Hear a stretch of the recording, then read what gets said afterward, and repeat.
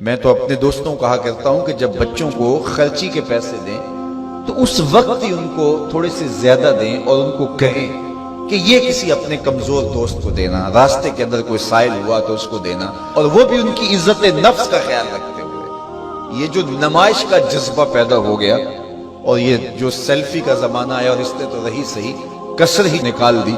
وہ کسی زمانے میں کہتے تھے نیکی کر دریا میں ڈال، اور پھر وہ زمانہ آیا کہ نیکی کر اخبار میں ڈال، اور اب نیکی کر فیس بک پہ ڈال۔ اب تو وہ تقوی، وہ جو للہیت، وہ تو ختم ہوتی چلی جا رہی ہے۔ آج کل وہ اجتماعی شادیوں کا ایک رواج پیدا ہوا۔ ایک دفعہ مجبور ہو کے مجھے کہیں جانا بھی پڑا، تو وہ میرا پہلا اور آخری موقع تھا۔ تو میں نے وہاں کہا کہ آپ نے مجھے جس مقصد کے لیے بلایا ہے، میں اچھائی کے کاموں کی تحسین کرتا ہوں، لیکن یہ منظر آپ کا مجھے اچھا اس لیے نہیں لگا کہ زندگی میں 3 مرحلے ہر شخص پہ آتے ہیں جب وہ مہمان خصوصی ہوتا ہے۔ جب وہ پیدا ہوتا ہے، کالا کلوٹا بھی کیوں نہ ہو، سارے اسے دیکھنے آتے ہیں۔ جب وہ عروسی کا جوڑا پہنتا ہے، چاہے مرد ہے چاہے عورت، تو اس وقت بھی سارے لوگوں کی نگاہ کا مرکز ہوتا ہے۔ اور تیسرا، جب سفید کفن اوڑھ کے آخری منزل کی طرف چلتا ہے تو سارا شہر کہتا ہے چلو اس کا منہ دیکھائیں۔ بلکہ اس کا یہ پروٹوکول ہے کہ امام کعبہ بھی ہو تو وہ پیچھے کھڑا ہوگا، اس کے جنازے کو آگے رکھا جائے گا۔ یہ اس کا اعزاز ہے، یہ اس کی تقریب ہے۔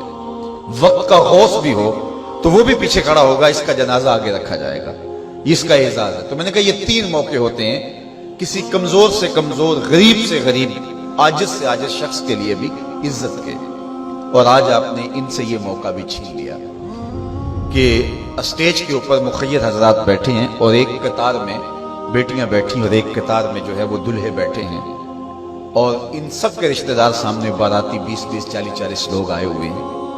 تو ان سب کی غربت کا ہم عملاً مذاق اڑا رہے ہیں۔ آج یہاں میں کسی کے چہرے کے اوپر خوشی نہیں دیکھ رہا۔ اگر مسکراہٹ ہے تو وہ مصنوعی مسکراہٹ ہے۔ کاش کہ ان کے ماں باپ کے گھروں میں جا کر کے تنہائی کے اندر ان کی مدد کرتے، اور یہ بیٹیاں اپنے گھر سے نکلتی اور ماجرا ہوتا۔ اب ان کی غربت کا گواہ آپ نے کتنے لوگوں کو بنایا، اور صرف اپنے اشتہار کے لیے۔ تو یہ مزاج پیدا کریں، عزت نفس نہ کسی کی مجروح ہونے دیں۔ سب سے قیمتی شے انسان کی عزت ہوتی ہے۔ کبھی آپ نے دیکھا ہو بارش پڑی ہو اور کیچڑ ہو اور کوئی بندہ پھسل کے گر جائے تو وہ بعد میں دیکھتا ہے کہ مجھے چوٹ آئی ہے کہ نہیں، پہلے یہ دیکھتا مجھے کسی نے دیکھا تو نہیں۔ اس کا مطلب یہ ہے اس کو اپنی جان سے عزیز اپنی عزت ہے۔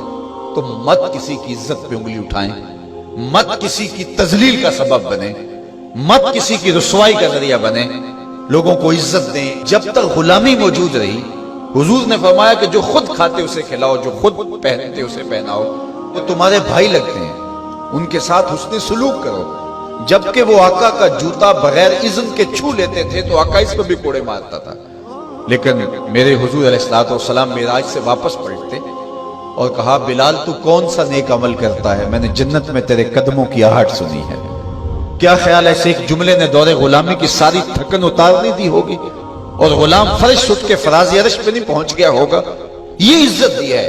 علامہ اقبال علیہ رحمہ نے وہ جو ابو جہل کا کعبے کے پردے کو پکڑ کے زاروں کے تار رونا ہے اور حضور کے خلاف رب سے شکایت کرنا ہے، وہ لکھا ہے۔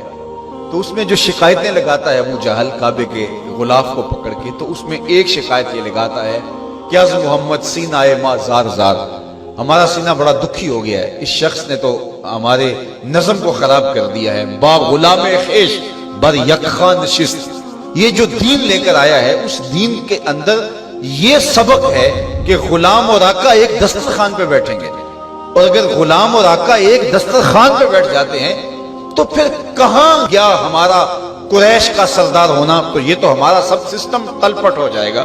لیکن میرے حضور یہ دین لے کر آئے تھے، انسان کی بنیادی عزت کو بحال کرنا تھا، اور حجۃ الوداع کے موقع پر حضور نے پاؤں تلے جس طرح کسی چیز کو روندا جاتا ہے اس طرح کچلتے ہوئے فرمایا آج کے بعد میں تفاخر ختم کرتا ہوں، کسی عربی کو اجمی پر، کسی اجمی کو عربی پر کوئی فخر نہیں ہوگا، کوئی فضیلت نہیں ہوگی، نہ کالے کو گورے پر اور نہ گورے کو کالے پر۔ فضیلت کا معیار کیا ہے؟ ان اکرمکم عند اللہ اتقاکم، جو متقی ہوگا اللہ کے نزدیک وہی عزت ہے۔